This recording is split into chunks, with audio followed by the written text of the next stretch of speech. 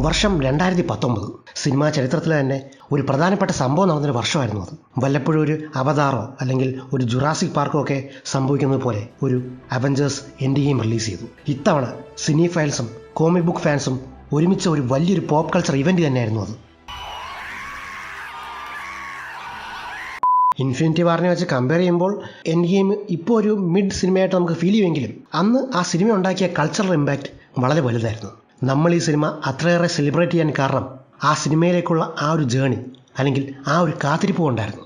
ഈ ഒരു പോയിന്റിലേക്ക് എത്താൻ അതിനു മുൻപുള്ള 10 കൊല്ലം മാർവൽ എടുത്ത ആ എഫേർട്ട് നമ്മൾ കണ്ടിട്ടുള്ളതും ആ യാത്രയോടൊപ്പം നമ്മളും ഉണ്ടായിരുന്നു എന്നതുകൊണ്ടും. പക്ഷേ അവഞ്ചേഴ്സ് എൻഡ് ഗെയിം എന്ന ടൈറ്റിൽ അറം പറ്റിയ പോലെ ആയിപ്പോയെന്ന് പറയേണ്ടി വരും. കാരണം 5 വർഷങ്ങൾക്കിപ്പുറം പുതിയൊരു അവഞ്ചേഴ്സ് സിനിമയായ അവഞ്ചേഴ്സ് ഡൂംസ്ഡേ വരാനിരിക്കെ ഇത്തരത്തിലൊരു ഹൈപ്പ് ആ സിനിമയ്ക്കുണ്ടോ എന്നത് സംശയമാണ്. അത്രമാത്രം മാർവൽ സിനിമകളുടെ ആ ഒരു ക്വാളിറ്റിയിലും ബോക്സ് ഓഫീസിലും ഒരു ഇടിവ് സംഭവിച്ചിട്ടുണ്ട്. സോ എന്താണ് ആക്ച്വലി സംഭവിച്ചത്? ഒരിക്കൽ ബാക്ക് ടു ബാക്ക് ആയിട്ട് സക്സസ് മാത്രം കണ്ടിരുന്ന ഒരു സ്റ്റുഡിയോയ്ക്ക് ആ ഒരു സിനിമാറ്റിക് യൂണിവേഴ്സിന് എവിടെയാണ് മിസ്റ്റേക്ക് പറ്റിയത്? എന്തൊക്കെ കാരണങ്ങൾ കൊണ്ടാണ് ഇപ്പോഴത്തെ ഈ ഒരു സിറ്റുവേഷനിൽ അവർ എത്തിയത് എന്നൊക്കെയായിരിക്കും ഈ വീഡിയോയിൽ ഞാൻ ഡിസ്കസ് ചെയ്യുന്നത്. സോ വീഡിയോയിലേക്ക് കടക്കുന്നതിന് മുമ്പ് എൻ്റെ ചാനൽ നിങ്ങൾ ആദ്യമായിട്ടാണ് വരുന്നതെങ്കിൽ ദയവായി like and subscribe to weekend reviews.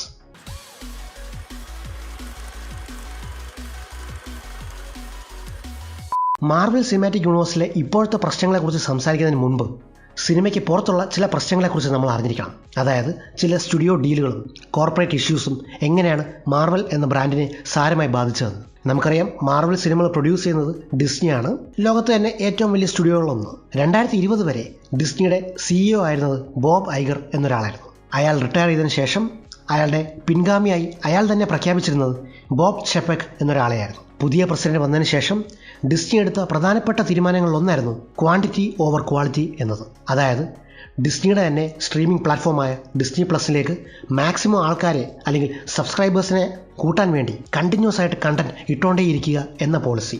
അതോടെ സിനിമയിൽ നിന്ന് മാറി കൂടുതൽ ഫോക്കസ് അവരുടെ ടെലിവിഷൻ വിഭാഗത്തിന് കൊടുക്കാൻ അവർ തീരുമാനിച്ചു. Enter Marvel television.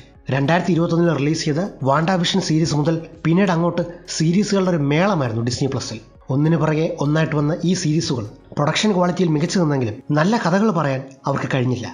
6-7 എപ്പിസോഡുകൾ നീണ്ടു നിൽക്കുന്ന ഓരോ സീസണിലും മിക്ക എപ്പിസോഡുകളും ഒരു ഫില്ലർ എപ്പിസോഡുകളായി ഫീൽ ചെയ്യാൻ തുടങ്ങി. ഇതുവരെ സിനിമയിൽ ഇൻട്രൊഡ്യൂസ് ചെയ്യാത്ത അല്ലെങ്കിൽ അറിയപ്പെടാത്ത കോമിക് ബുക്ക് ക്യാരക്ടേഴ്സിന് ഫോക്കസ് കൊടുത്ത് ആ കഥകൾ മെയിൻ സ്ട്രീം ഓഡിയൻസിലേക്ക് എത്തിക്കുക എന്ന ഐഡിയ നല്ലതായിരുന്നു. പക്ഷേ അതായിരുന്നില്ല അവരുടെ പ്രധാന ഉദ്ദേശവും. ഒരേ സമയം സിനിമയിലും സീരീസിലും കണ്ടിന്യൂറ്റി നിലനിർത്തുന്ന പോലെ ഒരു പുതിയ പരീക്ഷണം. TV സീരീസിൽ വരുന്ന കഥാപാത്രങ്ങളെ സിനിമയിലേക്കും തിരിച്ചും കൊണ്ടുവന്ന് ആ ഒരു ഇന്റർ കണക്റ്റഡ് നറേറ്റീവാണ് അവർ ഉദ്ദേശിച്ചെങ്കിലും ആ ഒരു സ്ട്രാറ്റജി വലിയ വിജയമായില്ല. കാരണം സിനിമ കാണുന്നവർ സീരീസ് കാണണമെന്നില്ല, അല്ലെങ്കിൽ അവിടെ സംഭവിക്കുന്ന കാര്യങ്ങൾ ഫോളോ അപ്പ് ചെയ്യണമെന്നില്ല. ഫോർ എക്സാമ്പിൾ, 2022 ഇറങ്ങിയ മിസ് മാർവൽ സീരീസും 2021 ഇറങ്ങിയ വാണ്ടാവിഷനും കണ്ടാൽ മാത്രമേ 2023 ഇറങ്ങിയ മാർവൽ സിനിമയിൽ വരുന്ന 2 പ്രധാന കഥാപാത്രങ്ങളായ കമാല ഖാനും മോണിക്ക റാംബോവും ആരാണെന്ന് നമുക്ക് മനസ്സിലാവും. അതുപോലെ 2021 falcon and the winter soldier series കണ്ടാൽ മാത്രമേ ഈ വർഷം പുറത്തിറങ്ങിയ തണ്ടർബോൾട്ട് സിനിമയിലെ ജോൺ വാക്കർ ആരാണെന്ന് നമുക്ക് മനസ്സിലാവും. ഇതൊക്കെ ഫോളോ ചെയ്യുന്ന ജോലിയും കൂലിയും ഇല്ലാത്ത എന്നെ പോലെയുള്ളവർക്ക് ഇതൊക്കെ ഓർത്തിരിക്കാൻ പറ്റും. ബാക്കി നാട്ടുകാർക്ക് അങ്ങനെയാണോന്നില്ലല്ലോ. സോ ഈ ഓവർലോഡ് ഓഫ് കണ്ടന്റ് മാർവലിന്റെ ബ്രാൻഡിനെ സാരമായിട്ട് ബാധിച്ചു എന്ന് തന്നെ പറയാം. ഇപ്പോൾ ഒരു മാർവൽ സിനിമയ്ക്ക് വേണ്ടി വെയിറ്റ് ചെയ്യുന്ന ആ ഒരു ഫീൽ നമുക്കില്ല. കാരണം എവിടെ നോക്കിയാലും മാർവൽ മാത്രം. MCUവിന്റെ ഏറ്റവും വലിയ പ്രശ്നങ്ങളിൽ ഒന്നായിരുന്നു introduction of multiverse saga. Infinity സാഗയ്ക്ക് ശേഷം മൾട്ടിവേഴ്സ് എന്ന കൺസെപ്റ്റ് ഇൻട്രൊഡ്യൂസ് ചെയ്ത മുതൽ മാർവലിന് ശനിദശയാണെന്ന് പറയേണ്ടി വരും. കാരണം വേണ്ടത്ര പ്ലാനിങ് ഇല്ലാതെയാണ് അതിലേക്ക് അവർ കടന്നതെന്ന് തോന്നി. ഒന്നാമത്തെ കാര്യം, ഈ മൾട്ടിവേഴ്സ് എന്ന് പറയുന്ന ഭയങ്കര കോംപ്ലിക്കേറ്റഡ് ആയിട്ടൊരു കൺസെപ്റ്റാണ്. അതിൻ്റെ കൂടെ മൾട്ടിപ്പിൾ റിയാലിറ്റിയിൽ നിന്ന് ഒരേ ഹീറോസിന്റെ മൾട്ടിപ്പിൾ വേർഷൻസ് ഒക്കെ വന്നാൽ അല്ലെങ്കിൽ വേരിയൻസ് വന്നാൽ സാധാരണ ഓഡിയൻസിനെ അത് കാണുമ്പോൾ അവർക്കൊരു അവിയൽ പരുവമായിട്ടായിരിക്കും ഫീൽ ചെയ്യുന്നത്.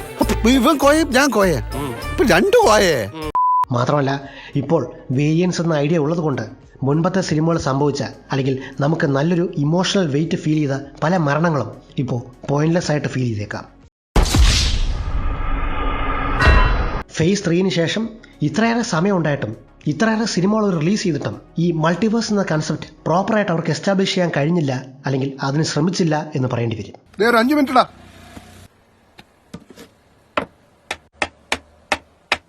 ഈ മൾട്ടിവേഴ്സ് സാഗ വളരെ വലുതായതുകൊണ്ട് സംഭവിച്ച മറ്റൊരു ഇഷ്യൂ ആയിരുന്നു സിനിമകൾ തമ്മിൽ കണക്ട് ചെയ്യുന്ന കഥകൾ കുറഞ്ഞു എന്നത്. ഇന്റർ കണക്ട് ചെയ്യുന്ന കഥകളാണ് MCUവിനെ MCU ആക്കിയത്. മറ്റ് സ്റ്റുഡിയോകൾ ഇതേ ഫോർമുല പരീക്ഷിച്ച് അവരോടൊപ്പം മത്സരിക്കാൻ ശ്രമിച്ചെങ്കിലും അവരെല്ലാം ഫ്ലോപ്പായിരുന്നു. MCUവിൻ്റെ ഏറ്റവും വലിയ സ്ട്രോങ് പോയിന്റായ ഈ ഇന്റർകണക്റ്റഡ് സ്റ്റോറി ലൈൻസിന് അവരിപ്പോൾ ഫോക്കസ് കൊടുക്കുന്നില്ല എന്നത് അവരുടെ ഒരു വലിയ നെഗറ്റീവ് തന്നെയാണ്. അടുത്ത മെയിൻ പ്രശ്നമാണ് ക്യാമിയോ മേളം.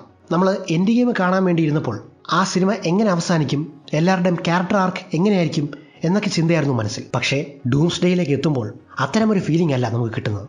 ഈ ഫേസിൽ മെമ്മറബിൾ ആയിട്ടുള്ള കഥാപാത്രങ്ങളെ സൃഷ്ടിക്കാൻ സ്റ്റുഡിയോന് കഴിയാത്തത് കൊണ്ടോ അല്ലെങ്കിൽ വേണ്ടത്ര ക്യാരക്ടർ ആർക്ക് അവർക്ക് കൊടുക്കാത്തത് കൊണ്ടോ നമുക്ക് അവരുമായിട്ടൊരു ഇമോഷണൽ അറ്റാച്ച്മെന്റ് ഇപ്പോൾ ഫീൽ ചെയ്യുന്നില്ല.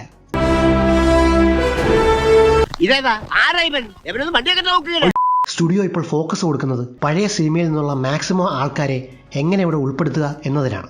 പഴയ എക്സ്മെൻ സിനിമയിലെ ക്യാരക്ടേഴ്സിനെ ഇവിടെ കൊണ്ടുവരുന്നത് കൊണ്ട് അവരുടെ പകുതി വർക്ക് കുറഞ്ഞു കിട്ടി എന്ന് തന്നെ പറയേണ്ടി വരും. കാരണം വർഷങ്ങളായിട്ട് കണ്ട് നമുക്ക് പരിചയമുണ്ട്. ഈ വേരിയൻസ് എന്നുള്ള ഐഡിയ ഇവിടെ മിസ്യൂസ് ചെയ്യപ്പെടുകയാണ്. അതിന്റെ ബെസ്റ്റ് എക്സാമ്പിൾ ആയിട്ട് എനിക്ക് റോബർട്ട് ഡൗണി ജൂനിയറിന്റെ MCUയിലേക്കുള്ള വരവിനെ കാണാൻ കഴിയും. ഫാൻ ഫേവററ്റ് ആയിട്ടുള്ള മാറ്റ്സ് മിക്കിൾസണോ അല്ലെങ്കിൽ സിലിയൻ മർഫിയോ ഒക്കെ ഇരിക്കുകയാണ് റോബർട്ട് ഡൗണി ജൂനിയറിനെ വീണ്ടും മാർവലിലേക്ക് തിരിച്ചു കൊണ്ടുവരാൻ അവർ തീരുമാനിച്ചത്. അത് ആ സ്റ്റാർ വാല്യൂ കംപ്ലീറ്റ് ആയിട്ട് യൂസ് ചെയ്യുക എന്ന ഫോക്കസോടുകൂടി തന്നെയാണ്. ഇതൊന്നുമല്ലെങ്കിൽ അവർ വ്യക്തമായിട്ടൊരു ജസ്റ്റിഫിക്കേഷൻ കൊടുക്കണം എന്തുകൊണ്ട് അവർ റോബർട്ട് ഡൗണി ജൂനിയറിനെ തിരിച്ചു കൊണ്ടുവന്നു എന്നതിന്. പ്രോപ്പറായിട്ടുള്ള വില്ലന്മാരുടെ അഭാവം റീസെന്റ് ആയിട്ടുള്ള മാർവൽ സിനിമകളെ സാരമായിട്ട് ബാധിച്ചിട്ടുണ്ട്. മാർവലിലെ തന്നെ ഏറ്റവും ബെസ്റ്റ് കോമിക് സ്റ്റോറി ലൈനിലൊന്നായിരുന്നു സീക്രട്ട് ഇൻവേഷൻ. ഷേപ്പ് ഷിഫ്റ്റ് ചെയ്യാൻ കഴിയുന്ന ഏലിയൻസ്, അതും ഒരു എസ്പിയോണാജ് പൊളിറ്റിക്കൽ ബാക്ക്ഗ്രൗണ്ടിലുള്ളൊരു സീരീസ്. ഇത് രണ്ടും ഒരു പെർഫെക്റ്റ് കോമ്പിനേഷനാണ്. എന്നിട്ട് പോലും അത് പ്രോപ്പറായിട്ട് കാണിക്കാൻ ഇവിടെ കഴിഞ്ഞില്ല, അല്ലെങ്കിൽ അതിനുള്ള എഫേർട്ട് മാർവൽ എടുത്തില്ല. ഒരു സൈഡിൽ ഹൈ എവല്യൂഷണറി പോലത്തെ നല്ല വില്ലന്മാർ വന്നിട്ടുണ്ടല്ലോ, മറ്റൊരു സൈഡിൽ ഡിസ്കൗണ്ട് ലോക്കിയും പിന്നെ 2K ടെററിസ്റ്റ് പോലത്തെ വില്ലന്മാരൊക്കെ ആയിരുന്നു ഇവിടെ വന്നത്. ഫേസ് 4ലേക്ക് കടന്നപ്പോൾ അവരുടെ ഏറ്റവും പ്രധാനപ്പെട്ട വില്ലനായിട്ട് അവർ പ്രഖ്യാപിച്ചിരുന്നത് കാങ് ദ കോൺക്വറർ ആയിരുന്നു. ആ ക്യാരക്ടർ ലോക്കി സീസൺ 1 ഒരു ഗംഭീര വില്ലനാണെന്ന് കാണിച്ചതുമാണ്. എന്താണ് ആ ക്യാരക്ടറിൻ്റെ പൊട്ടൻഷ്യൽ എന്നും അത്രയും ഹൈപ്പിൽ അവിടെ അത് ബിൽഡ് ചെയ്യുകയും ചെയ്തു. പക്ഷേ ant man and the wasp ക്വാണ്ടമേനിയയിൽ എത്തിയപ്പോൾ ആ കംപ്ലീറ്റ് വിലയും പോയെന്ന് പറയേണ്ടി വരും. ഉറുമ്പ് കടിച്ച് മരിച്ച ആദ്യത്തെ വില്ലൻ എന്നാണ് പിന്നെ പുള്ളി അറിയാൻ തുടങ്ങിയത്. ആ സിനിമയുടെ എൻ ക്രെഡിറ്റ്സിൽ കാങ് വേരിയൻസിൻ്റെ ഒരു സംസ്ഥാന സമ്മേളനമൊക്കെ കാണിക്കുന്നുണ്ട്. പക്ഷെ അത് ആദ്യമായിട്ട് കാണിച്ച സമയത്തും ഇപ്പോഴും അസല് കോമഡിയായിട്ട് ഫീൽ ചെയ്യത്തുള്ളൂ. ക്വാണ്ടമേനിയ ഒരു ബോക്സ് ഓഫീസ് ഫെയിലിയർ ആയത് ആ ഫേസിൽ MCUവിനെ സാരമായിട്ട് ബാധിച്ചു എന്ന് തന്നെ പറയാം. കാങ് എത്ര വലിയ വില്ലനാണെന്ന് ഇവിടെ എസ്റ്റാബ്ലിഷ് ചെയ്യേണ്ട സിനിമയിൽ പുള്ളി അവസാനം ഒരു കോമഡി പീസായി. ഈ കഴുത്ത് വരെ പെരുമ്പാമ്പ് വിഴുങ്ങിയതിൻ്റെ തലയിൽ ആന ചവിട്ടി എന്ന് പറയുന്ന പോലെ ജോണതൻ മേജേഴ്സിനെതിരെ ആ സമയത്ത് സെക്ഷൽ അസോൾട്ട് കേസുകളും വന്നു തുടങ്ങി. അതോടെ ഡിസ്നി അയാളെ പുറത്താക്കുകയും ചെയ്തു. സത്യത്തിൽ എല്ലാ മാർവൽ ഹീറോസിനെയും ഭിത്തിയിൽ ഫ്രെയിമിൽ കയറ്റുമെന്ന് പറഞ്ഞ കാങ് തന്നെ പിക്ചറിൽ നിന്ന് ഔട്ടാവുന്ന അവസ്ഥയായി. നീ ആരടാ എന്നോട് ഒന്ന് പോയി തരത്തി പോയി കളിക്കടാ. ഓക്കെ, നമുക്ക് രണ്ട് സീൻ തമ്മിലൊരു കമ്പാരിസൺ നടത്താം. ഞാൻ ഇവിടെയും എക്സാമ്പിളായിട്ട് എടുക്കുന്നത് എൻഡ് ഗെയിമാണ്. ക്യാപ്റ്റൻ മാർവലും തോറും തമ്മിൽ നോക്കുന്നൊരു സീനുണ്ട്. ഫെമിനിസം വളരെ നന്നായിട്ട് എസ്റ്റാബ്ലിഷ് ചെയ്തൊരു സീനായിരുന്നു. അതേസമയം ആ സിനിമയുടെ ക്ലൈമാക്സിൽ ഭയങ്കര ആവേശത്തിൽ നമ്മൾ കണ്ടുകൊണ്ടിരിക്കെ പെട്ടെന്ന് ഇങ്ങനെയൊരു സീൻ വന്ന് ചാടിയത് ഓർമ്മയുണ്ടോ?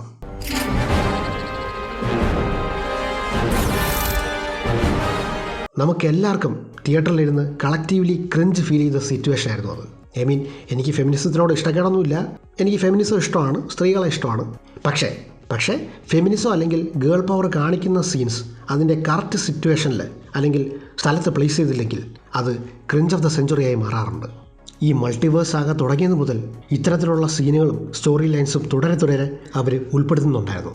അതിൽ ഏറ്റവും വേഴ്സ്റ്റ് എക്സാമ്പിളായിട്ട് എനിക്ക് പറയാൻ കഴിയുന്നത് ഷീ ഹൾക്കാണ്.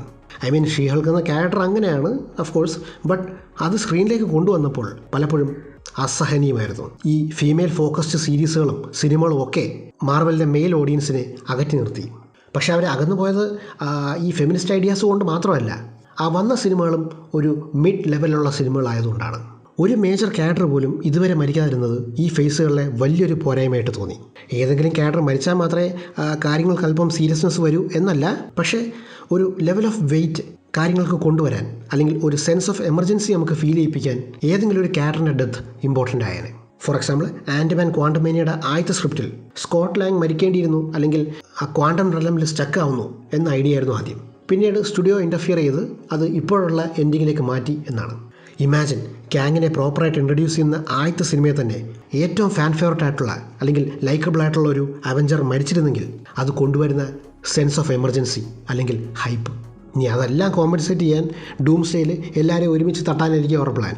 അടുത്ത പ്രോബ്ലമാണ് എങ്ങും എത്താത്ത പോസ്റ്റ് ക്രെഡിറ്റ് സീനുകൾ. ഇൻഫിനിറ്റി സാഗയിലെ ആദ്യത്തെ പോസ്റ്റ് ക്രെഡിറ്റ് സീനുകളൊക്കെ നമുക്ക് എല്ലാവർക്കും ഓർമ്മയാണ്. അത് അന്ന് തന്ന രോമാഞ്ചവും നിക് ഫ്യൂറി ടോണി സ്റ്റാർക്കിനെ ആദ്യമായിട്ട് കാണാൻ വരുന്നതും തോറിന്റെ ഹാമർ ആദ്യമായിട്ട് കാണിക്കുന്നതും ക്യാപ്റ്റൻ മാർവൽ വരുന്നതുമൊക്കെ. വല്ലപ്പോഴും തമാശയ്ക്ക് ചില പോസ്റ്റ് ക്രെഡിറ്റ് സീനുകൾ അവർ ചേർക്കുമെങ്കിലും മിക്കപ്പോഴും ഈ സീനുകൾക്ക് ഒരു പോയിന്റോ അല്ലെങ്കിൽ പർപ്പസോ ഉണ്ടായിരുന്നു. അടുത്ത സിനിമയിലേക്ക് ലീഡ് ചെയ്യുന്ന, നമ്മളെ ശരിക്കും വെയിറ്റ് ചെയ്യിപ്പിക്കുന്ന ഏതെങ്കിലും ഒരു സീൻ. പക്ഷേ ഫേസ് 4 മുതൽ ഇങ്ങോട്ട് പോസ്റ്റ് ക്രെഡിറ്റ് സീനായി അവർ ഉൾപ്പെടുത്തുന്ന മിക്ക സീനുകളും ഒന്നിലേക്കും ലീഡ് ചെയ്യുന്നില്ല എന്നത് വലിയൊരു ഫ്ലോ തന്നെയാണ്. എറ്റേണൽസിന്റെ അവസാനം വന്ന താനോസിന്റെ അനിയൻ എവിടെ പോയി? കാങ്ങുകളുടെ സംസ്ഥാന സമ്മേളനം കഴിഞ്ഞ് അവരെല്ലാം എവിടെ പോയി? തോറിനെ ഇപ്പം ശരിയാക്കി തരാം എന്ന് പറഞ്ഞു പോയ ഹെർക്കുലീസ് എവിടെ പോയി? സോ ഇങ്ങനെ പ്രോപ്പറായിട്ടൊരു പേ ഓഫ് കിട്ടാത്ത പോസ്റ്റ് ക്രെഡിറ്റ് സീനുകൾ പലതായിരുന്നു. എനിക്ക് തോന്നുന്നു അവസാനം ഇറങ്ങിയ തണ്ടർ ബോൾട്ടിലെ പോസ്റ്റ് ക്രെഡിറ്റ് സീൻ അല്ലാതെ മറ്റൊന്നും ഇപ്പോൾ വലിയ ഇമ്പോർട്ടൻസ് ഇല്ല എന്ന്. കാരണം വരാനിരിക്കുന്ന ഫാന്റാസ്റ്റിക് ഫോറിലേക്കോ അല്ലെങ്കിൽ ഡൂംസ്ഡേയിലേക്കോ ഡയറക്റ്റായിട്ട് ലീഡ് ചെയ്യുന്ന ഒരു സീക്വൻസ് അത് മാത്രമേ ഉള്ളൂ. പണ്ടത്തതിനേക്കാൾ പുറകോട്ട് വലിക്കുന്ന ഒരുപാട് ഫാക്ടേഴ്സ് മാർവൽ സിനിമകളെ ഇപ്പോൾ ബാധിക്കുന്നുണ്ടെങ്കിലും ഇപ്പോഴും എനിക്ക് പ്രതീക്ഷയുണ്ട് അവർക്ക് തിരിച്ച് ബൗൺസ് ബാക്ക് ചെയ്യാൻ കഴിയുമെന്ന്. കാരണം അവസാനം ഇറങ്ങിയ തണ്ടർ ബോൾട്സ് മാർവലിലെ തന്നെ ഏറ്റവും വലിയൊരു ഫ്ലോപ്പ് ആയിരുന്നിട്ടും അടുത്ത സിനിമയായ ഫാന്റാസ്റ്റിക് ഫോറിന്റെ ടിക്കറ്റ് സെയിൽസിൽ അവർ റെക്കോർഡിട്ടിരുന്നു. സോ ഒരു ലോയൽ ഫാൻ ബേസ് ഇപ്പോഴും അവർക്ക് ഉണ്ടെന്നുള്ളതിൽ സംശയമില്ല. പക്ഷേ അവർ ആ ഫാൻ ബേസിനെ ടേക്ക് ഇറ്റ് ഫോർ ഗ്രാൻഡഡ് എന്ന രീതിയിൽ എടുക്കാതിരുന്നാൽ മാത്രം മതി. ഇനി വരുന്ന സിനിമകളിൽ അവരുടെ ആ മിസ്റ്റേക്ക് മനസ്സിലാക്കി തന്നെ പുതിയൊരു സെറ്റ് ഓഫ് മാർവൽ ഓഡിയൻസിനെ ഈ ഒരു യൂണിവേഴ്സിലേക്ക് ഇൻട്രൊഡ്യൂസ് ചെയ്യാൻ അവർക്ക് കഴിയട്ടെ എന്ന് നമുക്ക് പ്രതീക്ഷിക്കാം.